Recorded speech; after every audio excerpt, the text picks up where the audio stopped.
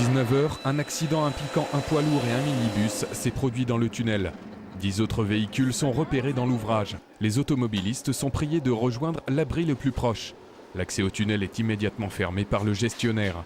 À 19 h 40, le préfet des Vosges déclenche le plan Orsec dans sa phase alerte. 20 minutes plus tard, il entre dans sa phase mobilisation.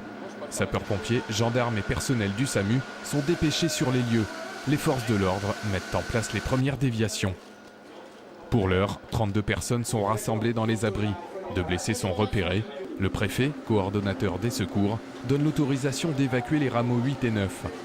Dans ce dernier se trouvent les passagers du minibus, un groupe d'enfants souffrant d'intoxication et leur chauffeur plus grièvement touché.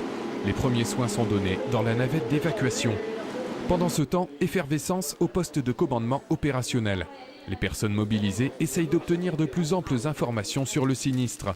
Ils sont en relation avec tout le personnel de secours, côté alsacien et vosgien. Pour des raisons inconnues, un camion des sapeurs-pompiers s'est embrasé. Les soldats du feu utilisent un mélange de mousse et d'eau pour éteindre l'incendie.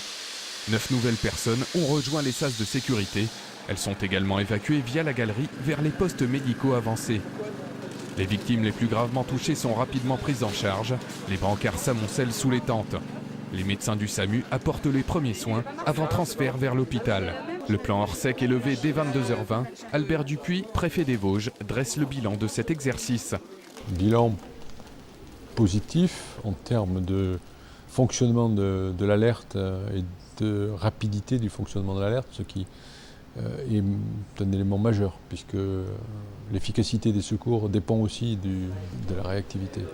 Et sur le plan plus technique de l'atteinte au feu et du désenfumage, les choses se sont aussi déroulées de façon satisfaisante. De notre côté, nous, journalistes, avons quand même remarqué que les consignes données dans les sas de sécurité étaient inaudibles. Reste donc pour AP2R à revoir au moins son système de sonorisation. Je vous laisse en juger par vous-même.